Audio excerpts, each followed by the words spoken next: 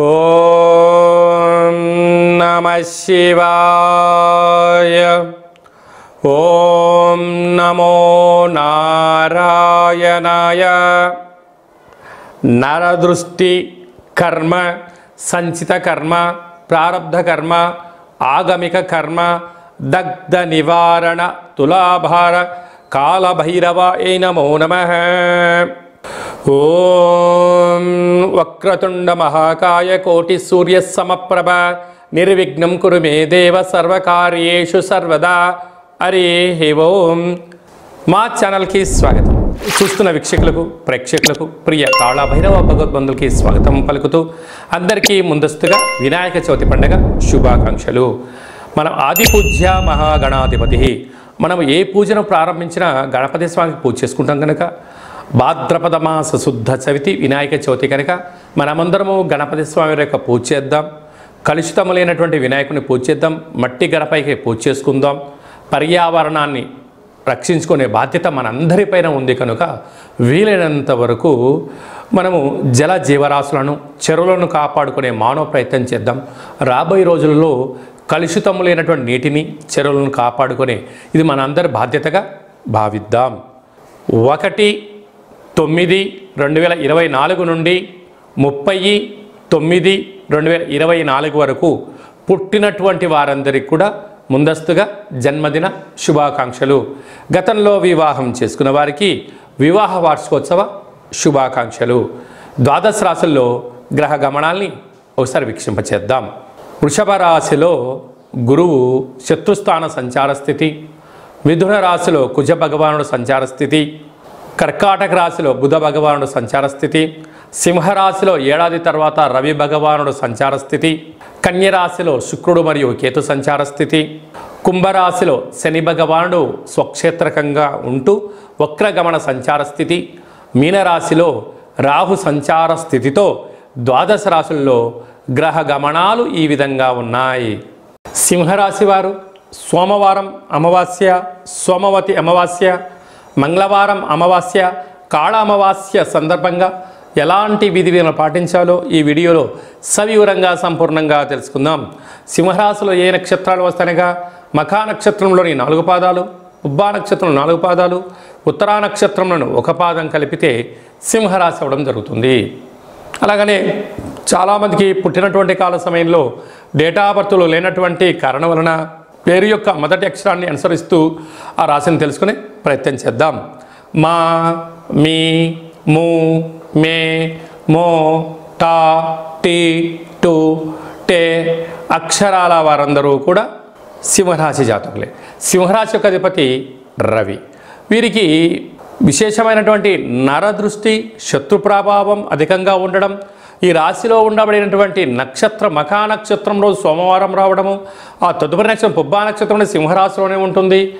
ఆ రోజు మంగళవారం రోజు అమావాస్య రోజు రావడం, అలాగనే రాశాధిపతి రవి స్వక్షేత్రకంగా ఉంటూ ఉండడం, అలాగనే ఏకాదశి స్థానంలో లాభస్థానంలో కుజుడు సంచారం చేయనప్పుడు వీళ్ళు అనేక రకాలమైనటువంటి శత్రుబాధ, ఈతి బాధ, నరదృష్టి, దుష్టగ్రహాల యొక్క పరిస్థితి ఉంటుంది కనుక వీటిని తొలగించుకునే మానవ ప్రయత్నం చేసుకోగలగాలి. కనుక ఈ అమావాస్య రోజున ఒక తెల్లటి గుమ్మడికాయను కానీ, కొబ్బరికాయను కానీ, ఎర్రటి గుమ్మడికాయను కానీ సగభాగాన్ని కట్ చేసి ఇంట్లో పూజా మందిరంలో కానీ మన యొక్క గృహ ఆవరణలో పసుపుతో, బియ్యం పిండితో అష్టదళ పద్మాన్ని వేసి, ఉప్పును పోసి, తెల్ల ఆవాలను పోసి ఈ గుమ్మడికాయను పెట్టి 8 రకాల ఒత్తులు పెట్టి వెలిగించి కూష్మాండ దీపం దగ్గర కాళభైరవ స్వామి వారి యొక్క అష్టోత్తరాన్ని చెప్పుకొని, అలాగనే మనసులో కోరికను కోరుకొని ఆ దీపానికి యథాశక్తిగా నైవేద్యంగా ఏర్పాటు చేసుకొని, అంటే పులగం కానీ,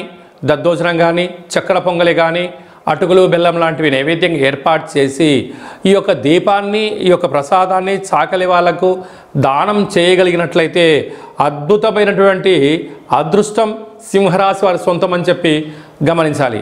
అలాగనే ప్రభుత్వ ఉద్యోగస్తులు, ప్రభుత్వ ఉద్యోగంలో ఉండబడేవారు, సాఫ్ట్వేర్ హార్డ్వేర్ ఉద్యోగస్తులు, ప్రభుత్వ ఉద్యోగంలో నియమితులై ఉద్యోగ ప్రమోషన్ చేయాలనుకుంటున్న వారు, స్వయంవృత్తులు, సేవా రంగాలు, వ్యాపారంగ కార్యక్రమాల వారికి కొద్దిపాటి ఇబ్బందికరంగా ఉండినను మనోధైర్యం చేత, ఆత్మస్థైర్యం చేత ముందుకు వెళ్ళగలిగితే అదృష్టం సింహరాశి వారు సొంతం అని చెప్పి గమనించాలి. సెప్టెంబర్ మాసంలో ముఖ్యమైనటువంటి పండుగల గురించి క్లుప్తంగా సవివరంగా సంపూర్ణంగా తెలుసుకుందాం. 2వ తారీఖు శ్రావణ మాస అమావాస్య, మఖా నక్షత్రము, సోమవారము. తదుపరి రోజు మంగళవారము, పుబ్బ నక్షత్రము. సోమవతి అమావాస్య శ్రావణ మాసంలో చివరిగా వచ్చేటువంటి రోజున సోమవతి అమావాస్య, మంగళవారంతో కూడుకున్నటువంటి అమావాస్య. ఈ వీటిని సోమవతి అమావాస్య అని, కాళ అమావాస్య అని కూడా అంటారు. ఈరోజు మనం ఏం చేయగలగాలి అన్నట్లయితే ఇంటినల్లా శుద్ధి పెట్టుకొని, ఇంటికో మామిడాకులు కొబ్బరాకులను ఏర్పాటు చేసుకొని, శక్తి కలిగితే మహాలక్ష్మీదేవి అమ్మవారి యొక్క పూజ, తులసికోట దగ్గర పూజ చేసుకొని, శుభకంకణం చేయవా పంచమం అన్నట్టుగా 5 మంది ముత్తైదులకు యథాశక్తిగా తాంబూలాన్ని కానీ వాయనాన్ని దానం ఇవ్వగలిగినట్లయితే మంచి ఆశీర్వచనం అని చెప్పి గమనించగలగాలి. అంటే ఈ శ్రావణ మాసంలో ఏ స్త్రీమాత మన ఇంటికి వచ్చినా లక్ష్మీదేవిగా భావించగలగాలి. పురుషుడు వచ్చినట్లయితే శ్రీమన్నారాయణుడిగా భావించగలగాలి. వారికి బొట్టు, వస్త్రాలు, ఫలాలు, తేనెటి విందు, సాత్విక ఆహారాన్ని ఏర్పాటు చేయడం వలన భగవంతుడి ఆశీస్సులు ఉంటాయని చెప్పి గమనించాలి. అలాగనే శక్తి కలిగింది ఇంట్లో ఒక కూష్మాండ దీపము, అలాగనే కాళభైరవ స్వామికి ఒక ముడుపు, కాళభైరవ హోమ కార్యక్రమాన్ని చేసుకున్నట్లయితే కష్టాలకు స్వస్తి పలికి అష్ట ఐశ్వర్యాలకు స్వాగతం అని చెప్పి గమనించాలి. శక్తి కలిగితే చేసుకోండి, కుదరలేదు ఈ కింది నెంబర్ సంప్రదించినట్లయితే మన యొక్క దేవాలయంలో నరదృష్టి నివారణ కాళభైరవ స్వామి యొక్క దేవాలయంలో అమావాస్య పూజ అద్భుతంగా చేయడం జరుగుతూ ఉంటుంది. కనుక మనమందరం కూడా పూజలో పాల్గొందాం, స్వామివారి యొక్క ఆశీస్సులు పొందుదాం. అలాగనే మనకు 7వ తారీఖు వినాయక చవితి, మనమందరం పండగను చేసుకుందాం, గణపతి స్వామికి ఆశీస్సులు పొందుదాం. చంద్ర భగవానుని చూడకుండా ఉండే మానవ ప్రయత్నం చేయండి.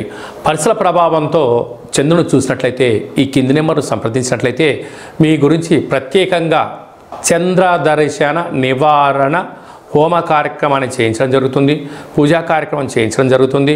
మీకు అక్షతలు, గరిక, కంకణం పంపించడం జరుగుతుంది. కనుక చంద్రుని యొక్క చూసిన దోషం తొలగిపోతుందని చెప్పి గమనించాలి. అలాగనే మనకు 11వ తారీఖున విఘ్నేశ్వర స్వామివారి శరన్నవరాత్రులు జరుగుతున్నటువంటి అష్టమి బుధవారము, జ్యేష్ఠ నక్షత్ర సందర్భంగా ఇది చాలా అరుదుగా వచ్చేటువంటి కార్యక్రమం. కనుక కాళ అష్టమి పూజ చేసుకున్నట్లయితే తంత్ర తాంత్రిక వర మహా కాళభైరవ స్వామికి ఆశీస్సులు ఉంటాయని చెప్పి గమనించాలి. అలాగనే మనకు 17వ తారీఖున అనంత చతుర్థి, విఘ్నేశ్వర స్వామివారు సాగర తీరం అంటే జల నిమజ్జనానికి ప్రయాణం చేసేటువంటి రోజు. మనమందరము కూడా స్వామివారి యొక్క నిమజ్జన కార్యక్రమంలో పాల్గొందాం. ఆహ్లాదకరమైనటువంటి కోలాటాలు, విందులు, వినోదాలు, భక్తి పార్వశ్యంతో గణపతి స్వామివారిని గంగమ్మఒడికి చేర్చే ప్రయత్నం చేద్దాం. అలాగనే మనకు 18వ తారీఖున భాద్రపద మాస పూర్ణిమ కనుక మనకు మహాలయ పక్షాలు ప్రారంభమవుతాయి.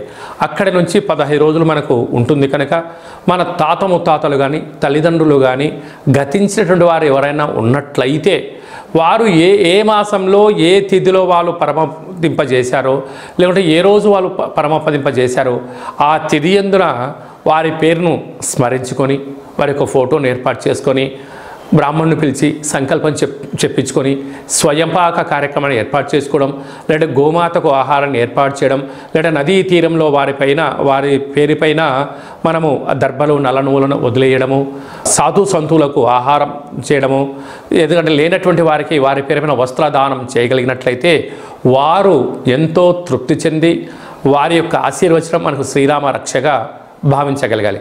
కనుక మనమందరము గతించినటువంటి పెద్దవారి యొక్క ఆత్మతృప్తికై ఈ కార్యక్రమాన్ని చేస్తూ ఉంటాం. ఇది మన సనాతన హిందూ సాంప్రదాయంలోనే ఉంటుంది.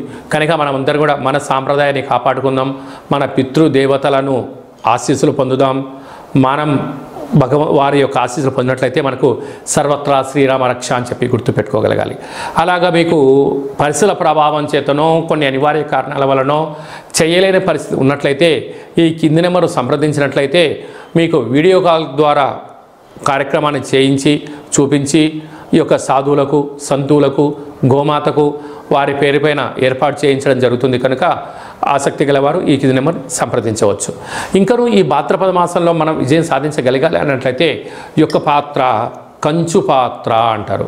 ఈ యొక్క పాత్రలో 12 రాసులను అచ్చు వేయడం జరుగుతూ ఉంటుంది. ఈ పాత్ర వలన ఎలా ఉపయోగమో ఒకసారి చూద్దాం. ఈ కర్ర సహాయంతో ఇలా ఒకసారి శబ్దం చేసినట్లయితే ఓంకార శబ్దం రావడం జరుగుతూ ఉంటుంది.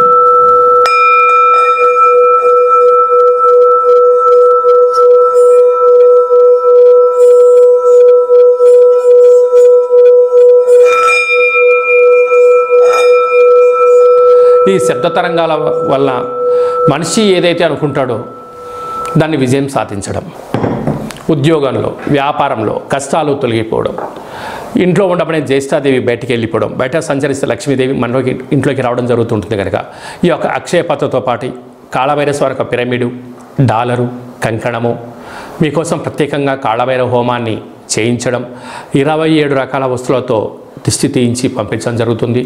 ఒక్కొక్క నెలలో ఒక్కొక్క కాళభైరవ స్వామి వారు ఉంటారు. ఆ కాళభైరవ స్వామి వారికి 12 మాసాలు మీ యొక్క గోత్రనామాల మీద పూజ చేయడం జరుగుతుంది. కనుక మనం అందరం కాళభైరవ స్వామి యొక్క సేవ చేద్దాం. కాళభైరవ స్వామి అక్షయ పాత్రను సొంతం చేసుకుందాం. కష్టాలకు స్వస్తి పలుకుదాం. అష్ట ఐశ్వర్యాలకి స్వాగతం పలుకుతామని చెప్పి గమనించగలరు. ఇంకాను మన వ్యక్తిగత జాతకం తెలుసుకోవాలనుకుంటున్నారా? మీరు పుట్టినటువంటి కాల సమయంలో మీకు పెట్టినటువంటి పేరు, డేటు, నెల, సంవత్సరం, సమయం రాసి మీరు వాట్సాప్ పంపించగలిగినట్లయితే సంపూర్ణంగా 100 సంవత్సరాల జాతకాన్ని రాసి పంపించడం జరుగుతుంది. మీరు పుట్టినప్పుడు గ్రహ గమనాలు ఎలా ఉన్నాయి, ప్రస్తుతం ఎలా ఉంటున్నాయి, రాబోయే కాలంలో ఎలా ఉండబోతున్నాయో సవివరంగా సంపూర్ణంగా తెలియజేయడం జరుగుతుంటుంది.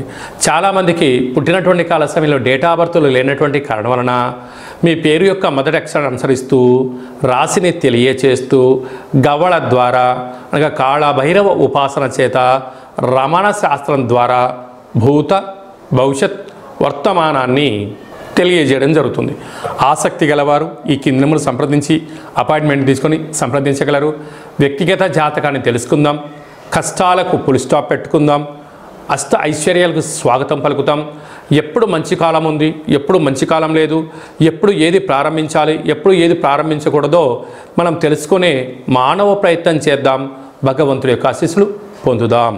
అలాగనే మీ అబ్బాయికి కానీ అమ్మాయికి కానీ తరచూ ఎంత ప్రయత్నం చేసినా వివాహం అవ్వడం లేదా, అవ్వకపోవడం గల కారణం ఏంటి, జాతకంలో ఎలాంటి యోగం ఉంది, ఎలాంటి దోషం ఉందో తెలుసుకునే ప్రయత్నం చేద్దాం. అలా వచ్చినటువంటి వధువు యొక్క జాతకంలోని వరుడు యొక్క జాతకంలో వీరిద్దరి యొక్క జాతకాలు ఎలా కలుస్తున్నాయి, వీళ్ళ పాదాలు, గణాలు, గుణాలు, వివాహ తదంతరం వీరికి ఎలాంటి యోగాలు ఉన్నాయో కూడా సవిరంగా కూడా తెలుసుకునే ప్రయత్నం చేద్దాం. అలాగా వివాహమైన దంపతులు తరచుగా నిత్యం గొడవ పడుతున్నారా, ఎవరికి వారే యమునా తీరి అన్నట్టుగా ఉంటున్నారా, భేదాభిప్రాయాలతో ఇబ్బంది పడుతున్నారా, ఎందుకు ఇలా జరుగుతుంది, మీ జాతకంలో ఎలాంటి దోషాలు ఉన్నాయి, గ్రహ గమనాల్లో గ్రహాలు యొక్క ప్రభావం మీద ఎంత పడిందో తెలుసుకొని చిన్న చేర్పులు మార్పుల కారణం చేత కాళభైరవ స్వామి ఆశీస్సుల చేత మీరు పాలు పెరుగు ఎలా కలిసి ఉంటాయో, పాలు నీళ్ళు ఎలా కలిసి ఉంటాయో, పార్వతీ పరమేశ్వరు ఎలా కలిసి ఉంటారో కలిసి ఉండేటువంటి ఆధ్యాత్మిక సలహాలు సూచనలు ఇవ్వడం జరుగుతుందని చెప్పి గమనించాలి. కనుక మనమందరము కూడా స్వామివారి యొక్క ఆశీస్సులు పొందుదాం. ఎడబాటైనటువంటి భార్యాభర్తలు కలిసి ఉండేటువంటి ప్రయత్నం చేద్దామని చెప్పి గమనించాలి. అలాగనే మనం అనేక ప్రాంతాల్లో మనకు విఘ్నేశ్వర స్వామి యొక్క మండపాలు ఉంటాయి. ఒక్కొక్క మండపం వాళ్ళు ఒక్కొక్క రకమైన వినాయకుడిని, ఒక్కొక్క రకమైనటువంటి అలంకరణ చేస్తూ ఉంటాం. అలాంటి వినూత్నంగా ఎవరైతే మండపాలు నిర్వహణ కార్యక్రమాలు చేస్తున్నారో వారందరూ ఈ నెంబర్ సంప్రదించి మీ ఫోటో, ఆ వినాయకుడి యొక్క మండపం స్థలం అడ్రస్ పంపించగలిగినట్లయితే మీ యొక్క మండపాన్ని మా యొక్క యూట్యూబ్ ఛానల్లో మాకు ఉండబడినటువంటి ప్రసార మాధ్యమంలో ఏర్పాటు చేసి ప్రపంచంలో అన్ని మూలలలో ఉండబడిన గణపతి స్వామివారిని ఒక ట్రాక్ పైకి తీసుకొచ్చి ఒక వేదికను ఏర్పాటు చేస్తున్నాం. మన యొక్క మండపాన్ని మన ప్రాంతం వారే కాకుండా విదేశాలలో ఉండబడిన వారందరూ కూడా దర్శించుకునేటువంటి ప్రయత్నం చేయడం జరుగుతూ ఉంటుంది. అలాగనే మీ యొక్క ప్రాంతంలో మీ యొక్క వినాయకుడి చేతిలో ఉన్నటువంటి మహాప్రసాదాన్ని గతంలో ఎవరైనా లడ్డును కొన్నట్లయితే, ప్రసాదాన్ని సొంతం చేసుకున్నట్లయితే, ఆ లడ్డు ప్రసాదం కొన్నటువంటి వారి యొక్క వివరాలు మాకు పంపించగలిగినట్లయితే ప్రపంచంలో నలుమూలల అనేక ప్రాంతాల్లో లడ్డు కొన్నటువంటి భక్తులందరినీ కూడా ఒకచోట చేర్చేటువంటి హిందూ ఆధ్యాత్మిక గణపతి లడ్డూ స్వామి యొక్క ప్రసాద సమ్మేళన మహోత్సవ కార్యక్రమం ఏర్పాటు చేద్దాం. కనుక మనమందరం ఈ సమ్మేళనంలో పాల్గొందాం. లడ్డు కొన్నటువంటి వారందరూ గత సంవత్సరంలో 20 ఏళ్ళ కిందట, 25 నెలల కిందట ఈరోజు దాకా లడ్డు కొన్నటువంటి వాళ్ళు ఎవరైనా ఉన్నట్లయితే ఈ కింది నెంబర్ సంప్రదించినట్లయితే మిమ్మల్ని అందరినీ కూడా ప్రపంచమంతలో మిమ్మల్ని పరిచయం చేసి లడ్డూ కొన్నటువంటి వారందరినీ ఒక చోట చేర్చేటువంటి ఒక మహోన్నతమైన హిందూ ఆధ్యాత్మిక సమ్మేళన కార్యక్రమంగా భావించి మనమందరం ఒక చోట చేరి మనం స్వామివారి యొక్క ఆశీస్సులను అందరికీ ఇచ్చిపుచ్చుకునే ప్రయత్నం చేద్దాం. కనుక లడ్డూ కొన్న భక్తులందరూ కూడా ఈ కేంద్రం సంప్రదించి మీ యొక్క పేరు, ఏ సంవత్సరంలో కొన్నారు, ఎంత కొన్నారు అని వివరాలు తెలియచేయగలిగితే మిమ్మల్ని అందరినీ ఒకే చోట చేర్చే ప్రయత్నం జరుగుతుంది. కనుక మనమందరం కూడా ఈ గణపతి మహా లడ్డూ సమ్మేళనంలో పాల్గొందాం. గణపతి స్వామికి ఆశీస్సులు పొందుదాం. అందరికీ స్వామివారి యొక్క ఆశీస్సులు ఉండాలని కోరుకుంటూ ఆశీర్వచనం. ఓం కాళకాలాయ విద్మహే కాళాతీతాయ ధీమహి తన్నో శ్రీ కాళభైరవ దేవత ప్రచోదయాత్. శతమానం భవతి శతాయు పురుష సతేంద్రియ ఆయుష్యేవేంద్రియే ప్రతిష్టతి. ధనం ధాన్యం బహుపుత్రలాభం శత సంవత్సరం దీర్ఘమాయు. సర్వే జనా సుఖినో భవంతు. లోకా సమస్తా సుఖినో భవంతు. సర్వం విఘ్నేశ్వరార్పణమస్తు. ఈ వీడియో మీకు నచ్చినట్టయితే లైక్ చేయండి, షేర్ చేయండి, మా ఛానల్ని సబ్స్క్రైబ్ చేసుకోండి. మేము చేస్తున్న ఆధ్యాత్మికమైన వీడియోలు అందరికన్నా ముందుగా మీరు చూడాలి అన్నట్టయితే మా యొక్క ఛానల్ని సబ్స్క్రైబ్ చేసుకున్న తర్వాత గంట సింబల్ ప్రెస్ చేయండి, పైన ఆల్ అని బటన్ కూడా తెలియచేయండి. అందరికన్నా మీ యొక్క వ్యక్తిగత జాతకం ముందే తెలుసుకొని 10 మందికి మీరు ఎవరి క్షేమాన్ని కోరుకుంటున్నారో, మీ క్షేమాన్ని ఎవరైతే కోరుకుంటున్నారో వారికి ఈ వీడియోను ఫార్వర్డ్ చేసి భగవంతుడి యొక్క ఆశీస్సులు పొందగలరు.